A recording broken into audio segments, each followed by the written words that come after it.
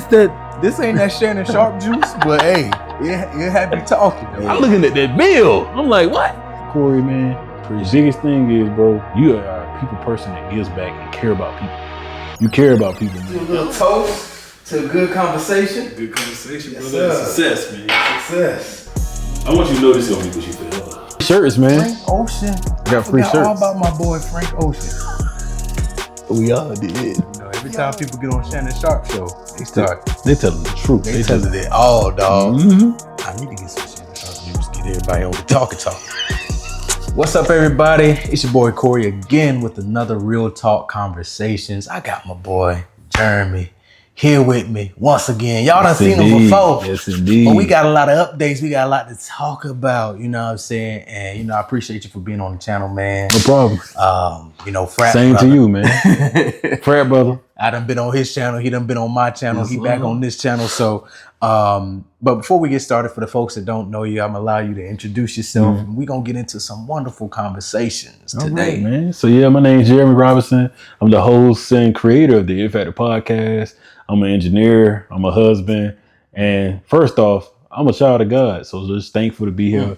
I've been able to talk with my brother, man, and just amazing, dog. Appreciate you. So I know the last time we talked on my channel, it's been a while. It's been a while on my channel. So before we started recording, he was telling me about getting a new job. So congrats on that. Thank you, man. But you know, I want to actually, this is where I want to start. I want to start off with the podcast. Okay. So I want to start off with the podcast because he had one of my favorite players that rep number 3, Chris Paul, on his podcast.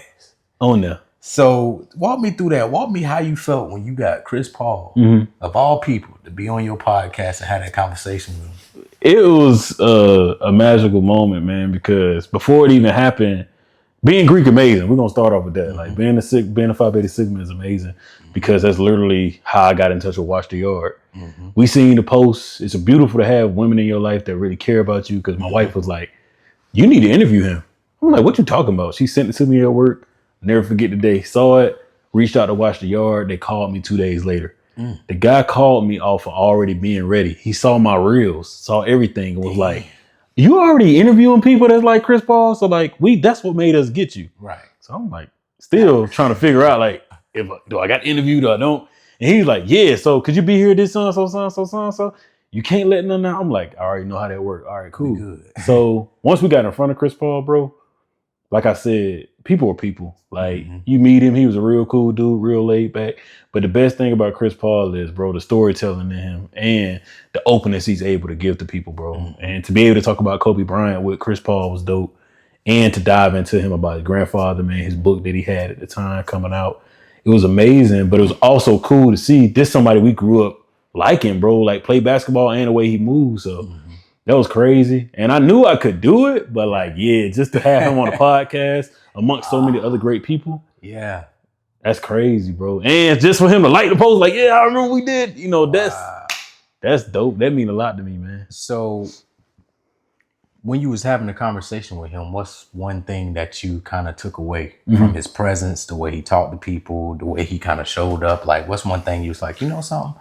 I wouldn't mind mimicking, you know, a characteristic of Chris Paul. The characteristic that I wouldn't mind mimicking is his time, bro. Like when it comes to, they was talking to him and they was so nervous, like, "Oh, you're moving. Oh, we got to get this done for Chris. We got to." And he stopped them and was like, "These young kids and young teens, these are young people that's gonna see this. We can take all the time we need." Oh, okay. And I was like, that what means a lot. Yeah, you're a super busy man, but he was like, "You gonna make the time? I'm here. Like I'm here to be here. So I ain't gonna y'all ain't gotta worry about that time thing. So y'all just talk. Okay. Just talk to me like I'm the regular dude. Like don't even think that I'm Chris Paul.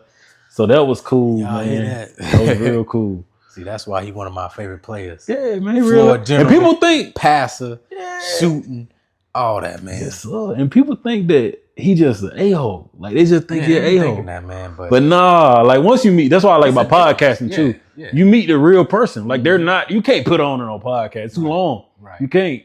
And it's like it's somebody that's different from the court. Like on the court, you got to have a mentality. You got to have a mentality. You got to have a certain mindset. You got to be ready to play. Sometimes you got to talk a little trash. Sometimes you got to, but that's the game. But outside of the court, outside of the, arena of basketball, that's where the true person come in. And I ain't never seen nothing where Chris Paul outside of basketball, I'd be like, oh dang, like what Chris Paul doing? Like he's always been like a positive light to me outside of basketball too. So yeah, I'm proud of that, dog. I'm glad you liked it, man. My bro was happy. I'm proud. I called home. My bro was like, bro, you lying, bro. Nah. Once you send the picture, you ain't got to send a clip. He was just like, bro, it's you with Chris Paul. You said you was gonna do stuff like this. And this is the thing that I got to put on it, bro. God is amazing because I was literally talking about this with my best friend. Like, he was like, before he retired, bro, you got to interview Chris Paul. So, I write my people down. This before I said any talk, set the interview up, or none of that. Literally, a couple months later, got the interview. You see how God worked, man? And that's the thing to true manifestation. Yes. Writing stuff down. Write it down. A lot of people don't realize, like, when you write it, you remember it for one. Yep. And then two, it's just something about seeing it. And then it's something that just manifests. Yep. It just happened. So when you said you wrote it down, I knew eventually it was going to happen. I ain't know when. Right. It happened sooner than you thought. And you be like, wait a minute. What?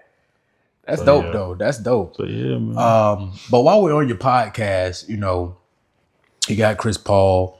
Also, like, where do you feel like you're at with the podcast? Like, where you feel like you're where you need to be and where you feel like there's some room for growth? Yeah, I think at the point of now, man, I'm at the point where people reach out to me. And that's a beautiful point. Like, I thought that would never happen. Like, I'm talking about from the most common day working person to the most highest profile person. And people want to collaborate with me. So now I'm at a point where I want to help people out even more. Like, people that start podcasts or want to stay with it, I try to stay in. I give them a month's time. Like, hey, write something out, man. Let me know how it go. Shoot you some content and send it to me. And I'll watch it and I'll see you grow. But I don't like to see people stop, man. Like, that's the biggest thing that hurt me, especially if I put my time into it and I see you stop.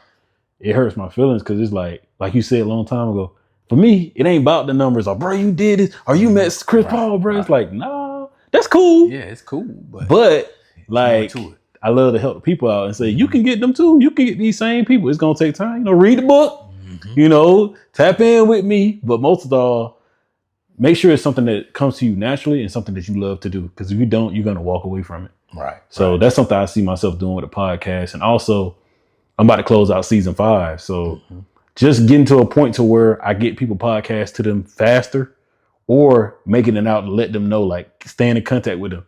I stayed good contact with people before, but I got it even better. Okay. So why I stay in contact with people, and something that I'm looking forward to doing is I'm about to start working with one of my guys, man. And he worked with some cool people that I want to work with, athletes, different people, not only just men, women too. So that's something I want to pivot into because you've seen a lot of athletes-led content. So that's something I want to do because athletes can open doors for the doctors, the lawyers, the different people that they work with.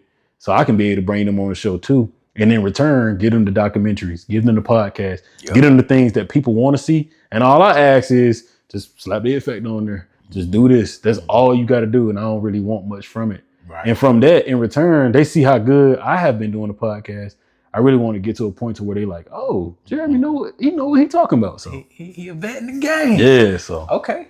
So what do you feel like is because I'm not a podcaster like that. Of course, I do these videos, and it's a little bit of, I guess you could say, video podcast. Right. But what do you feel like is the most challenging thing about podcasting? If someone wanted to start tomorrow, with some challenges you could be like, this is what you're gonna face. The first challenge you're gonna face is if you really want to do this, because you're gonna see the content and you're not gonna want to make content.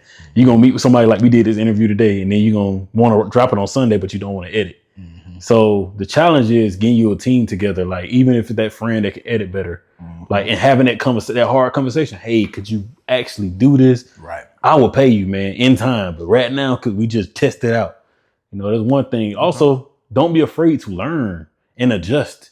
Like, you got to learn and adjust. And I see a lot of people that scared to take a seat back and be the student. I'm never that. I'm like, let me sit back. Okay, they know how to do this. Right. Let me sit back. And the third thing is time management, bro. That's the biggest thing. Managing that calendar. You got to, because you're going to have people scheduling and doing stuff. And you have to be able to tell people. Like right now, I'm about to cut the show off and be like, it's not coming back to November. Unless you this person. If you're not this person, you can't. And it's kind of like, not saying it's nerve wracking, but my wife had to be like, yeah, it's okay. It is okay to take a break. Okay. Because once it come back, everybody going to want to. It's rolling. So, yeah. So. Okay. So when you think about podcasting and the landscape that it's in now, you know, when you started, you're going on your 5th season. Yeah. So when you started, that was almost in its own era. Right. You know, now we about to be 2025. So where have you seen podcasting change as a whole? Because I know with video and YouTube, I see where it changed, but like where podcasting, like you saying I'm a podcaster and I started in, let's say 5 years ago to now, where do you see is like what changed? Like what changed? Like it's harder, it's easier, it's oversaturated? What's the? I feel like, and I answered this earlier today. That's the beautiful thing. Yes, it is a saturated place, right? Cool. There's a lot of people doing it, but ain't nobody gonna do it like me. Exactly. That's what I tell people all the time. Ain't nobody gonna do it like me. You're not gonna get the experience that you're gonna get from me, bro. I write y'all handwritten letters, bro. I do that. I try to do it to everyone. I'm getting to where I do it with people that's in virtual. But also, man, something else is that I see people that super famous and people try to compare you to that. Like, you supposed to be like so-and-so or this so-and-so. It's like, I'm doing my way. They was an athlete. Yeah. That's why they have this fandom. Yeah. I'm a regular dude. Yeah. I just happen to interview athletes from time to time. So it's gonna take time and it's okay. So something that I hate is the starting, man. I hate people starting and stopping.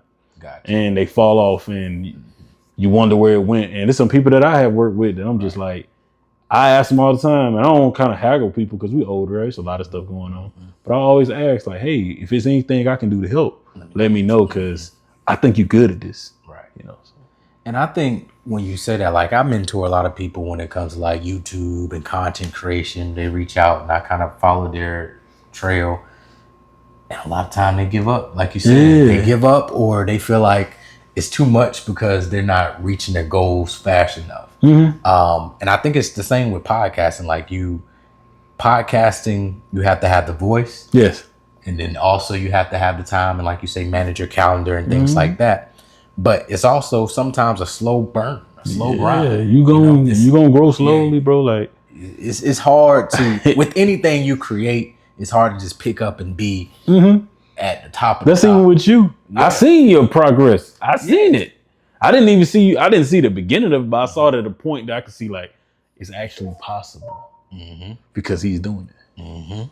All right, cool. And you always giving me advice like, bro, that's good. Or you'll tap in. That means a lot. Yep. Or like, what you getting your wing on the downplay you? What you getting your plaque? I was like, and you like, bro, you gonna get one. Yep. That's what you need to hear though. That as long as you hear that, I'm good. But it come to me naturally, Corey. I'll be wrong. Like today, doing these 2 podcasts, bro, doing one for myself, then doing this, then even doing one last night. Man, that's a blessing. I'm able to do it, and I'm not tired. I'm not mad at it. That's how you know it's a passion. Yeah. You where you need to be. Right. That's dope, man. So, so pivoting from podcasts, kind of want to talk about like careers. And I had someone on here earlier, Jennifer, she got laid off from Google. So we kind of talked about that. So now I have you, which is another person that witnessed layoffs and the layoff culture. So I know it's a lot of you all out there that may have been laid off or may have, gotten let go from your job. And it's safe to say that your time will be back. So it's going to pop back. Jermey, how did you feel when you got laid off, man? What was the process like? How it happened, and then what was that? What was your mentality like? Because I've been waiting. You for married? This. You ain't got no kids yet, right? Not yet. Okay, not on the way either. So you married? You the head of your household? Yep. And you're a man, and we're prideful. We take pride in our work, our job, what we make, and stuff like that. So how did you feel mentally and all of that when you got laid off? Let's just be honest, man. Like I've been waiting to say this, bro. First off, I got told in the most messed up way. So how you got told? Dog, my boss told me, yeah, the AC out, so don't come in tomorrow. Yeah, the whole team. Yeah, everybody, y'all ain't got to come in tomorrow. The AC, because we had just started going back into the office. So I get home, check my computer. We in text. So you gonna? Yeah. I see a meeting on there for 7 a.m., 7:30 a.m. Early morning. I'm like, nasty work. Monday. I'm sitting there like, bro, what going on? Oh no, Monday. All right, it was Tuesday. Okay. See the dang message. I never forget. I was just like, I told my wife then, I said, yeah, I'm about to get laid off. She was like, what? I was like, yeah, I'm about to get laid off. She was like, don't talk like that. I'm like, yeah, something about to happen tomorrow. Cause I showed her the message. Then I said, this is me with HR. And I was like, this is about to get you though. Bro, I just had got my bonus. I just had like about to move up to like making that thing, boy. And I was like, but in the back of my mind, bro, I had been praying to leave that job. Like for a year or so, like, let me get out of here. Now I'm gonna do it this way. And the jobs wasn't falling through. So I feel like God just removed me. But I'm not gonna lie. At first, bro, I felt defeated. Oh yeah. I went through every emotion. Oh yeah, for sure. But this is the crazy part, bro. And I have to throw this because I know we're gonna come back to it. I thank God how he lined up my story. I'm thankful I had that big loss to lose my mom and then this to happen. Because to be very honest with you, that's the worst thing that could happen. That job, I can get that back. I can get another one. So my message to people is, in that time, grieve. Grieve you losing that job. Like, I'm not going to never say, don't grieve it. Don't, I'm going to drink, I'm going to do this. It's going to work for a little while. Like, but it's going to rub off. And people are going to tell you, like, everybody that's in your corner, oh, you're going to be good. You're going to bounce back. But bro, this stuff is hard. It's even hard now. People are still getting laid off. So as this happens, I get the message. My boss tells me he gets off. The lady comes and talks to me about my severance and tell me all this stuff, whatever. I went into action though. First thing I did, went to that notebook, got laid off. All right, cool. Where that 401k at? All right, I need y'all to write me a check. Forget you. Cash that on. You write me a check because I need this to hit in 2 weeks. I needed to hit. Then I started, a couple weeks later, we started looking at bills and stuff like that. Let's get honest. Start looking at bills, looking at finances. Because yes, I'm not working. And yes, I had to set my pride aside in this. I had to say, dang, I'm not working. My wife working full time. How this going to look? We got a honeymoon trip that we got to go on. Yeah. We had a cruise that we already paid for all this stuff. So we got to go do this. We got mortgage. I wasn't really worried about the bills. I was never worried about that. I had the money for it. But like the other expenditures, it was like, oh, what's going to happen? When I say God made a way, boy, and having financial manager made a way. Part of that Red Sea, brother. Gone. I say, like, you go through every emotion with a layoff, but you also have to remember your worth. Like, and people like you, man, reaching out. Like, once I told you, you was like, I don't know if you know, bro, but you literally was like, come up here, man, come up here. And that was in the thick of it, because I was like, I ain't getting no job. What's going to happen? Right. You bringing me that day, bro, gave me another fight. Like, all right, cool. And then other friends, other family members, like my wife's family, like, I got you, stuff like that. My sister, my brother, like, I got you. My best friends, I got you. And you start to see who people really are. Yeah, for sure. When you go through certain things. Exactly. And you used to being that person, and be like, I got it. I got you. When you ain't that person, you like, all right, cool. So I learned a lot of things, man. And I'm thankful I had the podcast, though, Corey, because if I didn't, bro, if I didn't have my wife in the podcast, bro, I think I would have been a dark, dark person.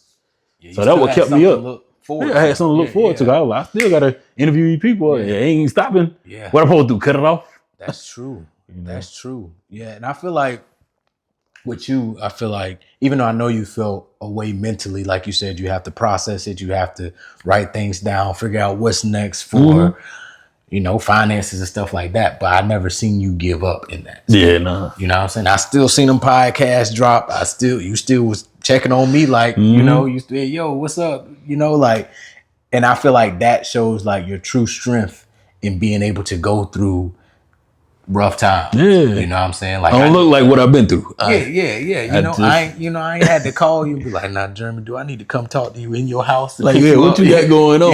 Yeah. So I think that shows true strength. Thank you. But, also the bounce back, man. Like, you said you just got a new job. You ready, locked in. You said next week you start? Yep, Monday, man. Look at that. Look at God, man. Yes, sir. And it took time. Yeah, because how long you was out? out of commission? Probably about a year or so. Yeah. Year or some months. See? Yeah. A year and a some couple months. No job. And this is from, bro, I interviewed over 100 some companies. Mm-hmm. And it went on one interview. Bro, some company I done did 6 interviews. I'm glad to be saying this. Some companies, bro, I done did 6 interviews and been told multiple times, yeah, you was up against one person. I'm like, so who was the one person? Because you could have hired brothers both. Yeah. You could have gave me less. You could have. I sweep the floor. Yeah. I sweep the floor. Like, you know, what's up? Like, you know, the opportunity. You know, and I was like mad at that, but it was all God. Like, nope, I literally got this for you. Listen, because everything happened for a reason, dog. And I was telling Jennifer that when she was on the channel the other week is.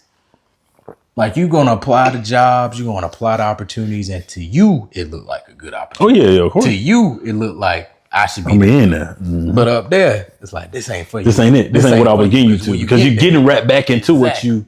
Exactly.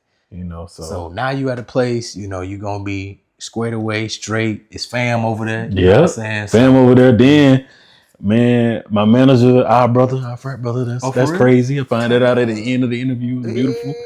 I talk about that off camera because it was beautiful. You're going to be like, what? That's dope, so, man. Yeah. But the biggest thing, man, I learned, man, trust your network and the people that's around you and believe, bro. Like, it's hard. Like, you go, like I said, bro, it's like losing somebody. It's grieving. Like, you were good at this job. Like, bro, I was good at it. And it was my first job out of college, like, first big job. Exactly. Big boy job. Yeah, so I'm like, and people that was like reaching out to help. Like, my cousin was trying to look out like, hey, you can move to Alabama, you can go work back at NASA, you can do. And I was like, I don't want it that way.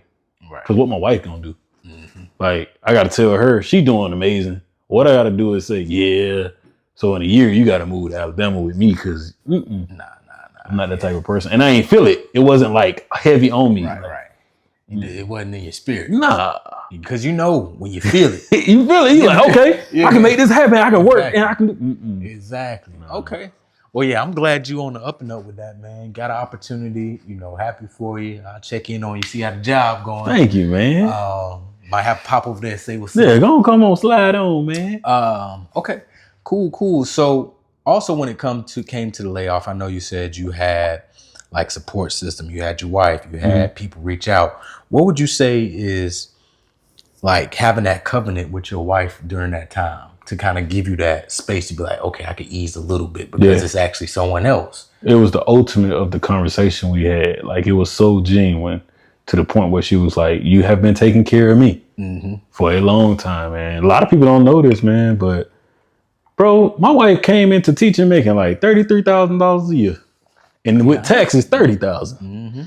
So it was times where she had her apartment, I had mine, and it's tech. So we making money. So I'm like, you need 500? Here you go. And I'm not thinking nothing about it because, to be very honest, bro, you make a decision as a man. Like, I think I'm going to be with her for the long term. I know her family. She know my people. My mama like her. I like her. And I done prayed about this, so I'm good. That's it. You know, and that conversation was, because she set me down and was like, hey, I know it seems like a lot. You lost a lot. But we're going through this. You're not going through this alone. You need right there. We're going through this. And she kept telling, and it wasn't no, like what you see on social media. He ain't got no money. He ain't got this. I was like, thank you, God. I married the right one. Because you know what the biggest thing is? Go through something with somebody, bro. Oh, yeah. Go through something with someone, man. Tell you the real facts. You will learn the truth. It was never no, oh, you ain't got it. It was like, we still going to take this trip. Let's move this. Let's do this. And we were able to look at finances and be like, we actually got money. Okay, cool. Now, and I had a conversation like, hey, we're going to slow down on this. We're going to do this right here. But I'm going to come back in tenfold. Like, I'm going to come back. Bro, we started a whole nother savings, man, while we were going through this, bro. Started certificates. That's dope, man. And I think that's the true definition of being with someone that, you know, looks out for you. Yes. You know, supports you no matter what. Especially like being married. Like, you have to be joined with somebody that when times get rough, whether it's health, whether it's finances, whatever it is, that they're not going to run away. You know, peace out. Bye. I can't do it. And she'll talk, bro. We can communicate. Man. You could be like, oh, you figured out. You gonna pay the mortgage? We can sell it. Exactly. You know, so nah, bro. I think the communication, we were good at that point, but the communication got even better because it got to a point to where I got to thinking like, you know how men are. yeah, we got to do this. I got to take care of the house. Bro, that is not true. You put a lot on your back. Yeah, you do. Yeah. And you don't realize it, bro. I realized I was paying stuff. And I was like, what is you paying? What is what is you? Because it's like natural for men to put the weight heavy on. Yeah, like I got the house. You good. I ain't. Put that whole sack on. I got I was paying bills. I ain't even know I was paying. I was just like, but once you sit down and write it out, you start to look at stuff and you like, and she was like, I've been telling you, you could have gave me this. I'm like, but I've been thinking about you can handle it. Yeah. Yeah. I got it. So yeah, man. But that's good. That's it's a blessing you have your wife and somebody that's willing to, work through that with you and be there for you. And also, not lessen your manhood. Yes. Because it could have been an easy situation. Could have been like, ooh, I don't want to be with you no feel more. less than as a man. No. And that I feel like that's very important. So that's kudos to y'all. Yeah, definitely, man. Thank you, boo boo. Thank you so I know much. you're watching. So pivoting to more so of like personal. So I know you and I watch you and I check on you from time to time. And I know you recently went through probably one of the toughest things that anybody can go through, and that's losing a parent. Yeah. But you lost your mother. So I want you to kind of describe, because I haven't had anybody on this channel yet to speak about it from a man perspective. Yeah. So I would want you to kind of dive into like your mentality during that phase of how everything transpired and how that happened and how you're able to kind of keep going and moving through that. So probably we're gonna step it back, man. Probably back in college, I got a phone call, like probably sophomore year. It's in the library. I'm an engineer, so I'm at the whiteboard. I can remember the moment. I can remember the smell of the moment. I was with my best homie. We was in there doing math, started going back and forth. I'm like, I'm gonna step out real quick, get this call. My sister, she like, yeah, so there's something I need to tell you. I'm like, yeah, what's up? She's like, Mom's sick. I'm like, okay, you need to come down there. What you need? Right. Yeah, she has renal kidney failure. I'm like, back in high school, we heard about the kidney, but they was like, it's gonna take time. She's gonna be fine. Why she got renal kidney failure? Because one of her kidneys was a baby kidney. We never knew this. What? Rural area, bro. Never knew. So once she got on dialysis and things of that nature, she was fine, taking care of health, doing everything. And bro, we got to the wedding, man, and literally 2022, got married. She just started telling me like, hey, telling me and the family, I might not be here longer, And we was like, Mom tripping. She always saying this, but mind you, she been saying this for years. Right. If I ain't here, Right. So we did the wedding, danced, had a good time, Corey, having that high to a couple weeks later, bro. Like it's getting around the time now to a low of getting that phone call. And my brother saying it, but in your mind, you're not even thinking about it. My brother-in-law was like, yeah, man, your mom and, she had heart failure, And the first person I thought about was Michael Jackson. I was like, they said he had this. I was like, but he didn't live. Like, I'm like, but throughout the day, so I'm able to get off work. I was able to do that. Take a shower, get some clothes on. They already was talking to my wife, so that's another thing she had to deal with because you just became my wife. So that was a whole crazy thing. But my family and stuff, but that's just something different. We literally got everything ready, got in the car, and she told me in the car, bro, I just broke down, bro. Listen to J. Cole, like just broke down, bro. And she was like, I wasn't gonna tell you. They were trying to keep you to get you down to Fort Valley, but like I couldn't do it, man. I couldn't see you over there like mind wrestle and she was like, don't go, whatever you do, don't go on social media because you know how the black families can be, bro. Right. Somebody already posted on Facebook, and they're not thinking. Right. My brother was in Dublin, Georgia, so we were worried about him because that just was not gonna be good, bro. That was not gonna be good. So that was happening. My sister was just getting done being sick, man. So she was trying to deal with it, but her husband was able to go get her because she was closer. My mom actually lived with my sister and brother-in-law at that time. Gotcha. So when all this happened, my brother-in-law actually happened to be there at the house. She passed at home. And man, when we got that call, all us found out, we got in the hospital and you see your person, bro. You see your family, your mama. And we've single parent home, bro. Like, I ain't got nobody else, bro. I got my dad, and this is going to get you too. This is the crazy part about death. It brings people together in so much of the weirdest ways. Right. We were literally, all this happened. Wife come down, everybody drive, get here, family get here. We do everything. See her in the hospital. That was the saddest thing I ever had to go through. Like, I felt like I was alone for the first time in life. Like, I was a true adult, bro. That day, bro. Like, I was a true adult. Like, and it hit. And what I kept thinking was like, was she alone? Like, this happened? Or dang, I wanted this to be this way. And the first thing I kept saying, she at a better place, bro. She ain't got to worry about getting up early in the morning, going on kidney failure, missing stuff that we had because she got to go to dialysis or she got to go do this. And the biggest thing was I was at peace, bro, in all that chaos. I was at peace to know that she was fine, but I was not at peace with myself of how it happened. Like, I was just like, dang, I wish I could have did this or did this. And God came, bro. Like, God came. Not at that time, but when you need him. God was just like, right when I was about to break down. God was like, you the baby, but you got to be strong for your brother and sister, bro. Right. So I was like, dang, I don't even get to grieve like that. And literally doing that in prayer, bro. God was like, nah, you got it. I went out there, bro, and handled it like a G, man, and did everything I needed to do. My wife family came down. That was good. I needed that. My sister and brother, we came together and stuff. The funeral stuff is the hardest stuff you ever got to do because nobody talks about it, so you don't know what's going on. But the money and stuff was there, so that wasn't an issue. The biggest issue was family, man. Just trying to get them to pull strings and stuff and try to care. Like, they care, but it's like, we ain't got this or we need this. And so once that started happening, man, and literally, I got to think about it. Like, I came back here because we did everything, set up everything, went to go see everybody you go see. And I never forget, my wife was like, you trying to go back to homecoming? Like, because she was trying to make me feel better. Because my birthday, October the 16th, my mom passed on the 10th. So I was like, I'm going to go get turned up. And I'm going to come back. And I'm going to come back to Fort Valley. So that's what I did, man. Came back. She threw me a party, which I hated. And I thank you for this at this point. But I hated it at the time because I was like, I don't like all that fake stuff, which I don't believe people are fake. But at that time, you were vulnerable and so many people do stuff. So that bothered me. But now looking back, I needed it, bro. Needed something to take my mind away from it. And I'm like Kendrick said, bro, I did not do it. I did it sober, bro. I ain't drink, bro. I ain't drink for a good little while, bro, until she was like in the ground. Because I was just like, I want to go through this and feel every emotion. Right. You know, and me and my brother vowed that, bro. And that same night, once she passed, my dad came to the house and sat in silence. Like, he was like, I'm here for y'all boys, you know, let me know if y'all need something, just sit there. And I was like, that was enough. That was the first time my wife met him.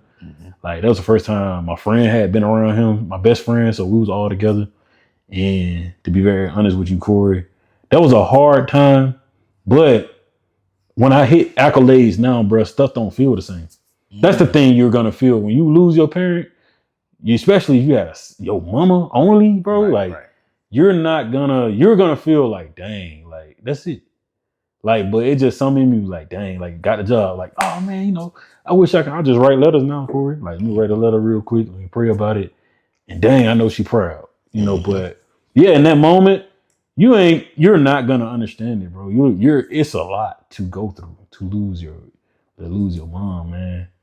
Definitely. Yeah, I can only imagine. I have a couple of friends that lost a parent and similar sentiments.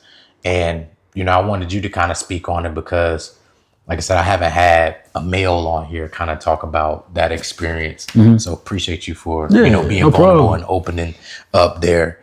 And then I think it's something where, like you said, when you accomplish things and when you are striving for success and continued success, because your mom was able to see you. A lot of success. Yeah. Definitely. So the continued success is going to be visible just from a different place. Yeah. So man. When I met Shannon the other week, man, God was in my mind to get him that letter to come on the podcast, but Shannon Sharpe, by the way. Shannon Sharpe, yeah. So as all this going on, I get back in the car, bro, and I say, we serve a mighty God and an amazing God, because I got back in the car, bro, and it's like my mom was like smiling on me. The sun was just shining in the car. And I was just like, I really did that, mom. Like, that's lit. Because we just sit there and watch Shannon and joke when he had to stutter. And like, she was just wondering how he kept growing. And, you know, so to see that, and my grandma, man, we grew up, I watched ACC Network when he was on. He first got out of NFL and was on there. So to meet him, and if I one day interview him, which I'm pretty sure I will, man, I just have to tell him, bro, you a full circle, bro. I used to watch my grandma with you, dog. Like, that's crazy. Yeah, that is crazy. Wow.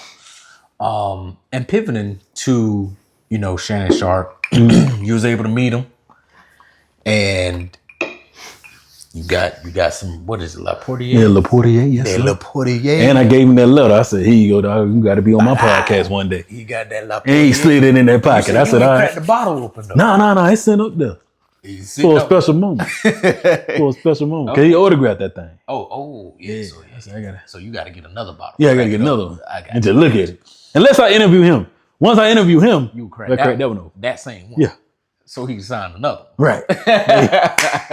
He got to play it. So when you met him, like, because I've always only seen him on, like, of course, TV and stuff like that. Yeah. But he seemed like he has like a bright personality. But when you met it, was he kind of calm or like what? No, he was laid back. He like me and you. It's the Southern thing. I don't know what it is because he's from South Georgia too. Yeah. And it just like shook his hand. We were taking a picture and he was like, yeah, man, thank you so much for coming. Da, da, da. And I was like, man, just thank you for being a great athlete, but overall great person, bro. And I'd love to have you on my podcast one day. Hand the thing, bro. He took it, put it in his pocket. That was genuine to me. And he was like, thank you so much. I'll never forget that, bro. Because I was like, we see people and you like, I wonder how they are. I wonder if they really like this. Yeah. Are they really Nightcap like is really him. Okay. Nightcap is him. Okay. Yeah, okay. So. That's what's up. So with what you have going on now, it's not the ending for you. You got a whole lot. I see a lot for you. Thank you. So what do you feel is next for you? Like you got the podcast, you got the book, Yeah. you married, you got the house, you got a car, you got a job. Like what is next for Jermey? Like what are some of your aspirations that you feel like this is some things I need to do? I'm only gonna get better. We're gonna start with that. Oh yeah. And I would say that my next aspiration is to help people, man, in the areas that I can help them. Like when it comes to tech and being at this college, well, which I say university because it's the AUC. So being there, being able to help them bond with each other, man, but also get in there and know those networks to a point to where I can come back and more than likely teach. That's something I always wanted to be able to do. And to be able to be this close, that's crazy. Yeah, you did. And when it comes to the podcasting, man, like I said, I want to train people at how they know how to podcast, but I want to be able to work with, when I say I want to work with this person, it happens. I can just go ahead and get it. I take the time. I want to just instant plug and work with them because I have people telling me, bro, like from whatever level of life, they be like, bro, I ain't never been on a podcast like yours. And I'm like, yeah, thank you. And I'm like, I'm so humble in it of knowing like, thank you for that, man. That means a lot because to be very honest with you, I ain't never think it was going to get this far. Right. So that's how it always is. You never think. Yeah. And I was, like you said, I stopped looking at the numbers, man. I have to keep quoting that because I started looking at, and don't get me wrong, you'll look like, dang, this post. And you'll really realize that, dang, this good content, bro. People really telling their stories on it's stuff they probably never talked about. They talking about it on my podcast. So I want to get it to a point to where I just keep growing like I am, man. And I'm able to travel more with it, man. I want to go to certain cities, man, and be able to shoot it at their hometown. Need them to be that doctor, lawyer, athlete. Need to be a teacher. I want to be able to go there, and shoot it.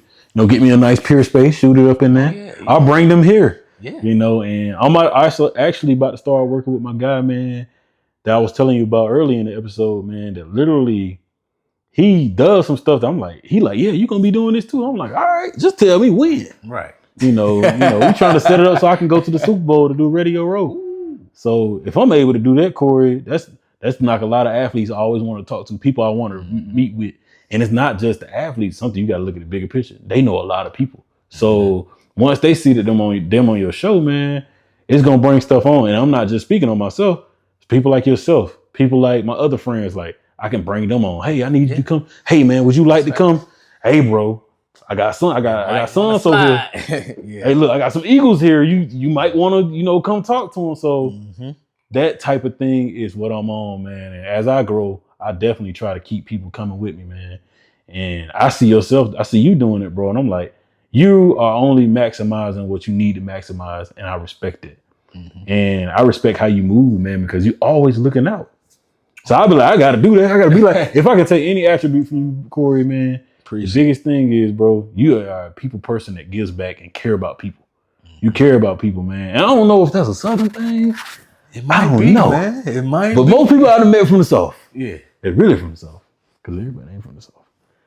they really want to help people, man. I respect it, bro. Yeah, I appreciate that, man. I think my motto is you only will continue to grow and get to where you want to go in life by pulling people up with you. Right. You know, if you just a person where you just going at it, you never lend a hand out, you never loan like your time and your energy, the effort to other people, you're not gonna get rewarded in life. You know what I'm saying? Like you're not. And my motto is it's a quote or maybe a saying.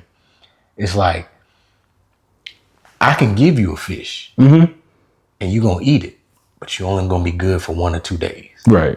Why don't I give you the tools to go catch your own and you can eat forever? I love that, bro. I love that. That's my motto. So I always look at like relationships, like what tools I can give this person. How could I, help with their podcast? How can I help connect them with somebody? I'm still working on Don Staley for you. Yes, indeed. Thank you. But I ain't forgot about that. Yes, so it's like just trying to figure out ways to give back, but also not stress yourself out. Yeah, we ain't stretching too thin. Yeah, stretch too thin. So yeah, my job is to find, like, if I had the tools, I'll lend them. If I know where the tools are, I'll lead somebody there. If I can give you the tools and now you can eat forever, I'm happy. You got it. You're good. Yes, good. I feel the same way. Look, culture for service, service for humanity. Look at that. 5 beta. We've been doing it. 5 beta 6. So pivoting again here. I love this, man. I love this, man. I love this. Good conversation going on. So you said you be married, is it 2 years? September 24th.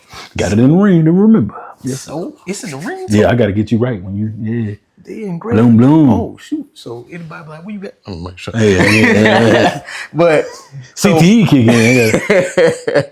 So, you'll be married going on 2 years, my boy. But y'all been together for a while. Yeah, been since 2017. Yeah. 2018. So, being in a marriage for 2 years, what is some advice you can give to potential aspirants of being married and being in a union to keep it going? Communicate. Like the great Deion Sanders said, authentically. A woman will tell you what she want, what she need, and what she's aspired to be doing. It's your job to let her do those things. Yeah. It ain't your job to hold her back. That's the biggest thing I think we get in our way of, no, she got to do it this way. Nope, that is her life. Y'all come together and make things great. Y'all come together though. Not, she doing her, I'm going to do me. Nope. We going to see this and we going to go with it. But the biggest thing is communicate honestly and openly. Tell how you feel. As a man, open up. Relationship's supposed to open you up. It ain't gonna be like your friendship. You and your boy open up, but it ain't gonna be like you gonna open up with her. For sure. So I think that's the biggest thing. Communication, man. Loyalty. Showing them in your dating stages that these are the things I'm doing. Loyalty. Yes. And go do stuff. Yeah. Go experience the world. And I want you to see every little thing that you can see about this woman before you say I'm gonna marry her. I try all phases. Don't miss one. And document it. I ain't saying write it down. Keep it in your head. Right. Keep it in your head. What she don't like, what she do like, how she get angry, or what makes her sad. Really, what makes her sad? Because they can, with women, they can go all over the place. Facts. That is fact. I like what you said about communication. Yes. Because I do feel like in relationships and in marriages, these days, sometimes communication just look like, oh, I'm gonna just talk to you. But true communication, like you said, is being authentic. Yes. Get to the root. Yes. And really expressing how you feel. So what would be your advice for, you might have something you want to tell your wife, but you kind of second guess it. So I say it now, or should I, but it's something that you need to say, but you don't know how to, think on it. Sit on it. Pray on it. But what if the excuse is how long you knew this before? Oh, yeah, okay. It's all on the depending of what it is that you're sitting on. If it's something you need to get it quick and go ahead and talk about it, go on, knock it out. But don't do it in anger. Oh yeah. Don't do it in anger. No. Right. Don't do it in anger. Don't do it and don't do it when you don't have all the facts to things that you think that you may be trying to get out. And I think that's a good point too. I think only sit on it if when you deliver it, you're gonna be angry. Yeah. Sit on it when you're not angry, and then you took time. Come back. Yeah, you took and make time. sure she's open to receive it. Yeah. Don't do it right out the work. Just let her wind down a while and be like, hey, I really felt some type of way when this. And to be very honest with you, it was good. I went to therapy. Went to therapy back in, what was that? A little bit before we got married. And we did, of course, marriage counseling. Greatest thing ever. I recommend marriage counseling. Recommend therapy for all black men. The reason why is you learn how to control your emotions. You should not be 25, 26 years old still resorting to anger as your biggest, mad. And you really mad about because she didn't move the towel. Right. Dog, just move the towel. Right. Go wash the dishes. You good. So trying to control your emotions, and like I said, it come back like podcasting. I wrote it in the book, man. Literally let things linger on the point of write it down. Write it down before you, okay, this is how I'm going to do this. All right, this is how I'm going to go about this. Follow that. All right, cool. That's what I'm going to do. And to be very honest, y'all will have a candid conversation. And you just tell her, hey, are you open to having this conversation? Look, this is the parameters of it. It's your person though. Hey, it's your person. So if this your person, you should be able to do that. And it should be it should feel free. Natural, not forced. You know, and that's true though. That's how I do it. I just give the advice that I use, and don't get me wrong, I'm not perfect. I'm gonna say it. I am not perfect. Sometimes it used to go good. Now it go good. Yeah, most times it go good, but it used to go bad. You be like, I say something, she be like, I ain't talking to you more right now. I'm mad, And she won't say I'm mad because she'll be a person that like, I'm not mad. And then you 2 days later, yeah, I really felt this type of way. Why can you communicate this? And I be doing something else I forgot, but I learned to accept it. Right. Accept it where she was at and her. How she moved. Yeah. And you got to understand your person. And that's why communication is key, because when they're good, yes, communicate. But communicate when they're down and see what they're feeling. Right. Ask them, man. Exactly. Ask them what they're feeling, man, because their feelings matter. Their feelings matter. When I don't know, like when you first met your wife, what the dynamic was, and like, because when you he'll tell us. But when you meet somebody, you sometimes you have to like go along the journey with them. So like maybe you mentioned something and she got angry or snarky or attitude, and you be like, hey, we ain't gonna have this here. You know, this is how it was the other way around. You was that way. I was that, like, I wasn't like, I hit you and none of that, but more of like argumentative, because that's what I seen growing up. Right. And that's the things you have to take into it too. You have to meet people, family, see how they operate. And she seen the other side of my family, like, oh, dang, they like this now. But back to us, man. First off, you got to see that it's you and her. When it came to that, she couldn't communicate well, but you know me, I'm a podcaster, bro. I work in tech, so I'm gonna talk to people. I'm used to meeting all type of people, but she wasn't like that. And she literally told me before we got married, she was like, "Thank you so much for making me a better communicator, because it helps me in so many other areas of my life." Because for a long time, she ain't speak up about nothing. She'd be like, she'd just go with the flow, like, "I'm good, yep." I was like, and I was the person that was, "Do you really like that? Do you really like to drink?" Nah, really, I do, but this so do you really like? And just asking things, and it probably was nerve wracking at first, because I asked her. Inquiring. It's just like, what do you like? And like, tell me, and take your time. Take your. At first, I was mad at it, but it was literally like, nope, Jeremy, if you say you're gonna be with her, man, and I didn't know how long I was gonna be with her at that time. But what I did know was you're still assessing the situation. Yeah, let me assess and see what's going on, see how it's moving. Cool. Exactly. But then my cousin told me, he was like, man, be patient, bro, to learn what that young lady is going through and what she's trying to understand. You know, I was like, my wife's first like boyfriend. So at adult age. So like trying to do that. And I had been with people and stuff. So we had to have that conversation. And it got to the point to where we started wanting to understand how both of us operate and work. And I think the best thing was, I was like, well, if she a quick communicator, well, let me shut the hell up and let her talk. Let me wait until she talk. So it helps me now because I'm able. So now she just be the first person to talk about something. I'll be like, won't he do it? He do it. So that's dope though. So yeah, man. I would say when it comes to For those of you all that's thinking about marriage one day and thinking about a union, I think a big part of it is continuing to be open-minded to your partner. Yes. Because everybody changed throughout time. Yeah. Like you They said. done changed. She's not the same girl I met in 2017. Exactly. And you got to be willing to walk through that journey. Yeah. Some people be like, oh, you changed up now. I don't see no. Yeah. You got to be and you changing. Yeah, exactly. We change. Our taste change. Our different. Okay, we got to go on a trip. We got to date each other because me dating you is me giving you that dynamic for me to make those mistakes, make the perfect thing. Like, oh, we did this or this and so. Or like, we'll see the list, the Cheesecake Factory stuff, and we laugh. Cause I'm like, I ain't never got to. You remember we ate at McDonald's? You remember? Yeah, exactly. So those are things when we're dating now. Even though we're married, we can look back and be like, dang, you remember we in Aruba eating kebab. So those are things I'm happy about. But we was at cookout. We was at cookout. I remember the first date we went on. I went to a free basketball game. She ain't know this for a while. And I didn't pay for her food. And she was bad about that. And she ain't know communication.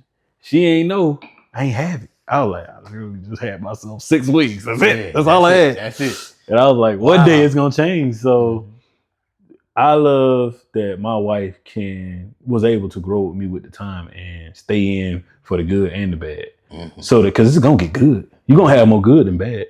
And as it get good, she's not just, she get to reap everything because she get to see, dang, this was him and he didn't break. Right. This was him and he's a husband. Okay. Right. That's what your wife should want to see. True. And it's all about handling the challenges. Yes. Because it's going to be, like I said, it's always going to be, if you're in a marriage that you're supposed to be in, it's going to be more good than bad. But there's always going to be challenges that you face together. All you got to figure out how to maneuver that. And if you're not with the right person, those challenges become arguments. Those arguments become everything. Yeah. I don't want to be with you. Yeah. So I'm glad. You sound like you got the right one. I love that for you, man. I love that for you. Man, I be chilling. Look, I be chilling like a villain, man. Ain't calling my phone trying to calling my phone. Nope. Okay, so let's talk about life in Atlanta for you. Because you went to school here, purchased a home here, you work here. What would it take for Jermey to leave Atlanta? Ooh, man. Not much. Not much? Not now because my mom passed, man. So my mom passed. My brother don't live there. Let me put it in perspective for you. My brother lives in Warner Robins, Georgia. My sister lives in Macon, Georgia. Okay. My sister just bought her first ever home. Mind you, I'm the baby. Did it first, bought the home. We bought a home, so we got property here. We don't want to sell it. We will rent it out. But if my wife told me tomorrow, hey, can we move to Maryland because I want to be close to my family? Gone. Out of there. It's family first, bro. Family mean a lot. And I know that she done prayed on it and thought on it. Gone. That's a signal. Gone. Let's get up out of there. I can come back and see family. I can fly them up there. We'll work it out. But staying at a place, and you asked me this probably 2 years ago, I would have been like, because my life like this, I got to go see my mom. I got to do this. But now that happened, man, it's like a lot of things have changed to where I'm like, if it's the right thing, and it's my people with it, because I can come back to Atlanta. It's a flight. Right, for sure. Need to come do business? Need to come do a show with you? I'll come back. Facts. So yeah, I would, man. But how it's looking now, man, we here for a while. You know, like I said, I'm here for a good time, man, not a long time. If I got to go. So, like you've been in Atlanta longer than me. So what would be your advice for people that want to move to Atlanta to make a name for themselves, a living? What would be your Have advice? the name already. Had the name already. But no, man, scout it. Come here, scout it. Don't just go to party. Don't see the nightlife. See the day life. Go to areas that you think you want to stay in, that you don't want to stay in. Reach out to someone that lives here. You got friends, family. See how we living. See what's going on. Get the dynamics of what's going on here. And already have that traction of what you want to do. If it's podcasting, if it's media, if it's YouTube, if it's cutting hair, if it's doing hair and makeup, have that motion already. So that when you get here, it already going. But also make sure it's somewhere you want to come here, not just because it can get rich quick scheme. I can do this. Atlanta is not that type of place. Or it's turned because you're going to get a certain age, you're going to get tired of it. Hookah is at the car wash now. Come on, man. Like mimosas at the car wash. Come on, man. What? But I also tell people this. I feel like me moving to Atlanta is for opportunity. Yeah. So I came for a job, but also, people will come here because they see things on IG or they see people having a good time, which is cool. But also, no matter what city you end up moving to or trying to move to, it's all about making sure that it's going to harvest what you put in that soil. Because that's where you're going to be at. Yep. Whether you decide to purchase a home, rent, you're putting seeds in that soil. And if nothing can harvest for you in that city, you wasting your time. And you got, like he said, have some things going for you already, but don't rely on the city to get that going for you sometimes. Can't. But, some cities can get things going for you quicker, but it's all about doing that research, seeing what it's like, and really assessing whether that city is a fit for what you want to do, your goals, the vibe. It's a lot of things that you got to take into to account for your thank you for you moving there. Because I'm about to keep saying two. two in account. Thank you. You got to take an account, man. This is city, man. It eats you up, man. You ain't careful, man. I've seen that happen several times. Like I moved here in 2018. I'm still friends with a couple of people that I met when I first got here, but either they moved because couldn't get nothing shaken. They either still here, but still at the same place where they was because they're too much in the mix. I feel like Atlanta, you got to tip in and tip out. Tip in and tip out. You can't be in all the time and think that you gonna grow and be who you want to be. You got to know when to put your toe in there. Boom, boom. Yeah. Boom, boom. And I'm like, bro, where you at? I go, man, Seattle. Yeah. What? Yeah, man. I had to go do this real quick. Exactly. All right. Hey, you popped out and did this, so and so. Bro, that was homecoming. Exactly. Oh, you right, man. I'm married. I love to say that. I'm married, dog. I can't do that. Exactly. And that's the thing. Like, I feel like for me, I realized, like, I used to be in the streets. I used to be out here frolicking around, going places. But now, where I'm at in my life, at least for the past couple of years, you would be lucky to see me out. You be chilling. Where you ever see me out? Not at all. Unless we come, we're going to go do something. But like me, like it's not that I don't want to be out, but if I'm out for a purpose. Yeah. I'm either out because me and my girl going somewhere. I'm either out because I got to do something for E100. I might be out, got to meet up with you, friend, real quick. But I ain't just out here just to be out here I can't move like that. I can't. And I'm fine with it. Yeah. I came content with it because you appreciate it when you do step out. You like, dang, I'm going to go do this. All right, I'm going to be tired tomorrow. We're going to do this. And I'm going to do it. I'm going to do it to the ball, My brother asked me that. He was like, dang, y'all went out Friday, Saturday, and yeah, we did. It was one weekend. One weekend, and I did it. Once a year. Not again. Not again. I'm going to take a break. Yeah. It was so fun because it's just like, man, you remember we used to do this, so yes, it was college. That makes sense. But we are adults. I'm looking at that bill. I'm like, what? I paid this? No. $30 for a drink. Yeah. Drink at home. So, that's facts. So yeah, man. Come here. I feel like it's an inflow. They keep building houses for y'all, apartments. But come here with a plan and make sure it's something that you really want to do so that you don't leave, man. So that you run into us. We shoot content together. Then we good to go. Exactly. But you got a new tech. Yeah, new tech. He just got this today. Yes, sir. This is his logo for his podcast. I need to check out his tattoo artist because I'm still trying to get tattooed myself. Shout out, But so what inspired you to get? Well, I know what inspired you to get that tattoo, but you got some others, right? That's Africa. Africa, yep.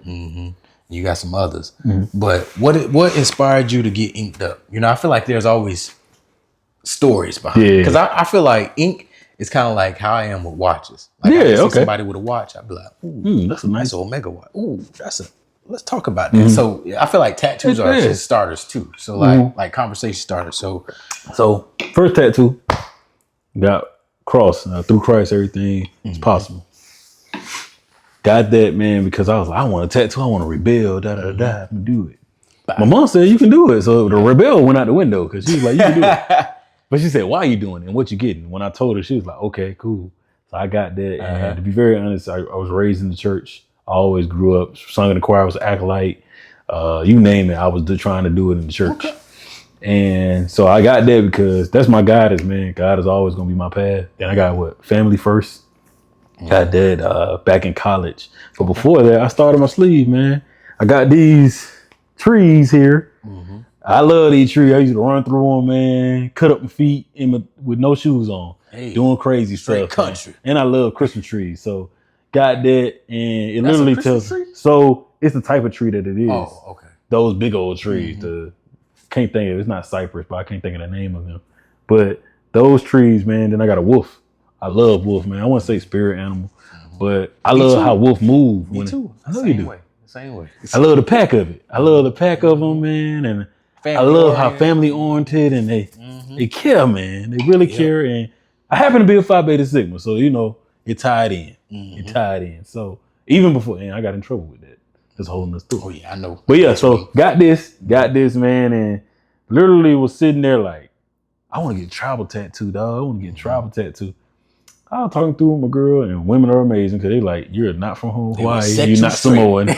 What are you doing? I was like, all right, cool. So I seen a girl with an elephant through Africa, and I was like, that's a dope design. The elephant, forget that. I want the design because it's tribal, it's nice, it's like what I did. I like it. Got that, man, and it was great, bro. Then went and got Georgia, so I got the Georgia outline here with my city like as my line number. So got that, and then went on to get Success is not rented. Rent is due every day. Success is not rented, and rent is due every day. It cannot be owned. So Tyrann Matthew got that tatted, and it's true, man, because success is only for moments, man, and what you value it as the older you get. And to be very honest with you, it's rented. It ain't owned. Right. Like you can't have it. So it's forever moving. So with the tattoos, let them tell a story. I would never want to get these covered in none because they mean a lot. And they tell a story about the journey where I go through in life. And then the podcast, we've been doing this for 5 some years, about 6. And to be very honest with you, it's hard to count it because I've been doing it even longer than that, like just getting stuff ready. Man, this logo means so much to me because it has brought me money. It has brought me people that is bigger than money. It brought me people that I never thought I would meet. It brought me experience. It's a staple. It's a staple, bro. And it has always poured out more than I could give. This man got patches, stickers, everything. I still got the patch in my office. Right.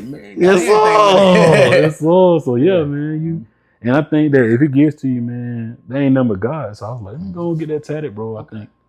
So when you gonna get your wife name tatted? Oh no, we ain't doing that. No, we gonna get initials. Okay. We gonna probably do initials. We joked about it because he's like, you get the name this so. Probably get initials with something on it. Oh yeah. I'm with that too. But we keep thinking about it because she'll be a person that be like, yeah, I'm gonna do it. She got tattoos, so she'll be like, it's just one of them. Right. We gonna do it. Okay. So yeah, we waiting on that. Trying to see what we gonna get. And this is something I never asked you, but I noticed you have a scar on your head right there. Where did that come from? Boy, I was 10, 11. The school had started back, and I don't know where you from, but I'm pretty sure your parents started telling you got to get that bedtime. For sure. I tried to skip it because on our TV in our room, me and my brother like still same room. We was just about to separate rooms, and my brother was like, all right, bro. He listen to his music. I ain't paying attention. I'm like, I'm about to go watch Adult Swim, dog. I gotta go see my junk, bro. I gotta go see Family Guy. Man, I went into a dark room. We just had moved in the house. I tripped over a glass table, went in there, cut my head open, cut my thumb off, cut my thigh open. Hold on. Yeah. You just mentioned a whole bunch of things you cut open. You said you cut your head. Cut my head, bust my head open. Cut my thumb off. Like cut the thumb off. Thumb off. Oh, it's still there. Off. Like you see that line there? That's surgical. Oh, I do see a little. Cut my thigh open. Yeah. So all that happened, right? And look, this good content right here because ain't nobody know this. A lot of people ask like when we out and stuff like that. So like all this happened and my brother saved my life. Thank you, bro. Thank you so much. I would not be here right now. I fell on the glass table. I probably blacked out or something. I don't know. But my brother came in and got me because he happened to come in there and get water. And when he saw me, he was just like, bro, what you doing in here, boy? He got me out of the dark. Once he saw me, he was just like, bro, mom gonna kill us, bro. What you got going on, man? And like, I looked down and all I could see is my thumb hanging off and see the veins in it. And it was so disgusting. Like, and my brother took me to the mirror and I saw my skull. Boy, I almost fainted. So, my mama saw the it cut. so deep. It was that deep? What? Yeah. Dang. Bro, I almost ripped my ear off. Like, if it would have went down a little bit higher, it would have cut my temple. A little bit lower, it would have took my ear off. What? Whole ear. And they would have like, we could have reattached it. It was a whole thing, but I'm going to get to it. Dang. I get to my mom, dog. My mama like, my baby, call 119. Call 119. Not 911. 119. My mom wrapped me in a white towel.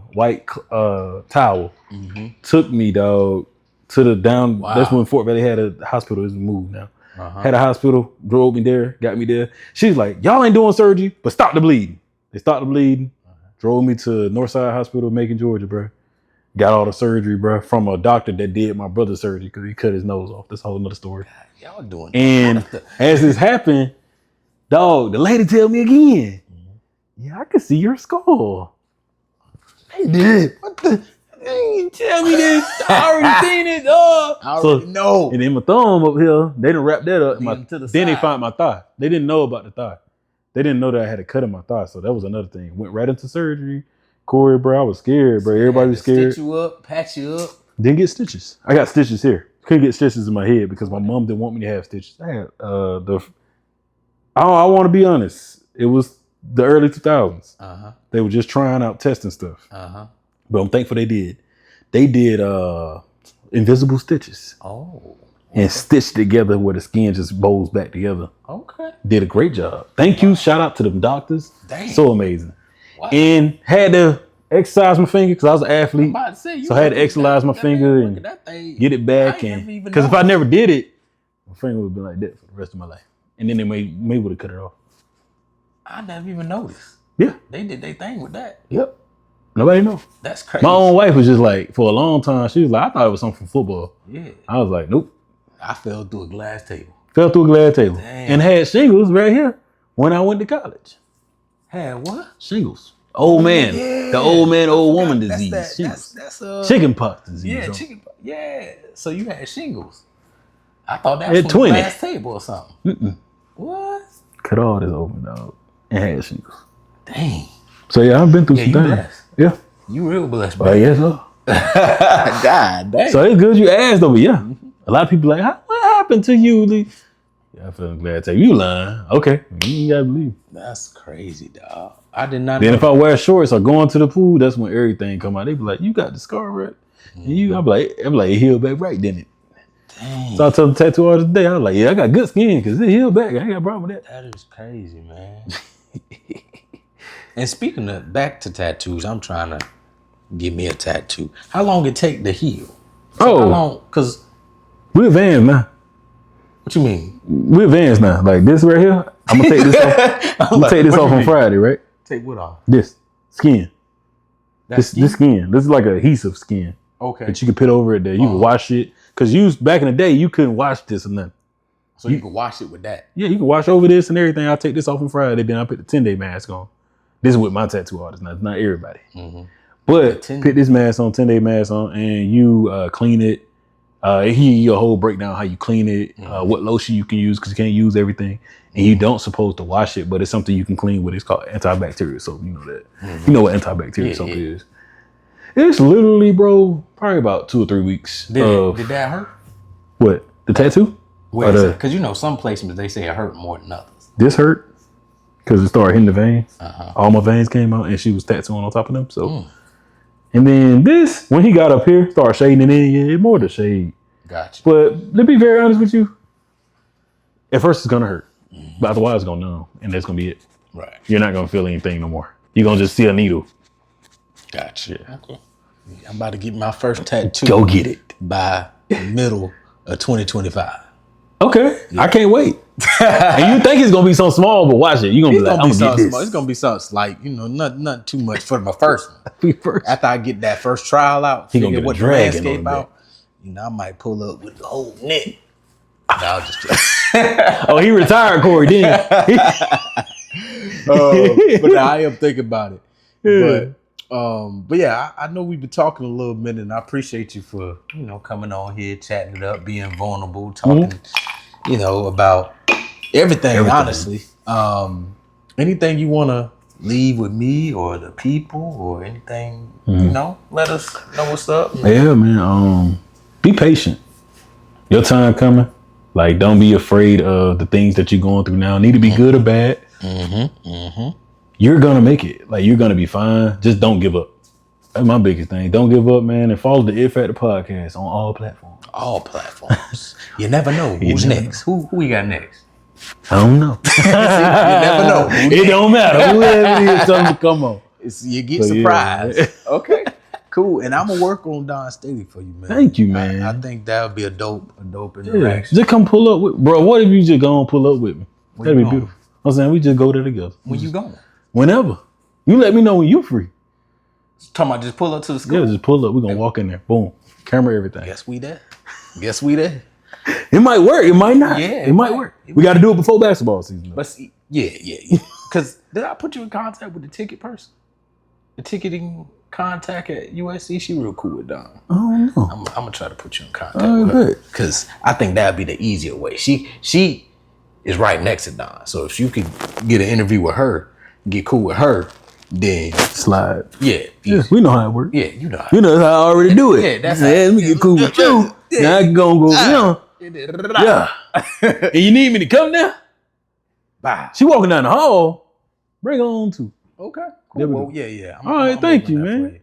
But yeah, that's my boy Jermey. Appreciate you for coming on the channel again, dog. Indeed, brother. I always love when you pull up, when it's a good time. It's always a vibe, always great conversations. Make sure you follow his channel. He got a YouTube channel, Instagram. You on Podcast Network. Yes, sir. We don't everywhere. We don't leave all that. We on Apple Podcast, Spotify. We on everywhere. Everywhere. So make sure you check him out. Always got good guests, dope content. The man personable. You can't beat that. But yeah, I'll catch y'all in the next video. And who I got next? Actually, I'm gonna leave that as a surprise. Yes, sir. I'll catch y'all in the next video. Peace. Hey, all work, no pleasure. I ain't here to make friends, big stepper. Hey, bad guy, Heath Ledger. Ready for wherever, I'll be front and center. Don't fly too close to the sun, your body chopped up by propellers. Came in arrogant, but left out in a stretcher.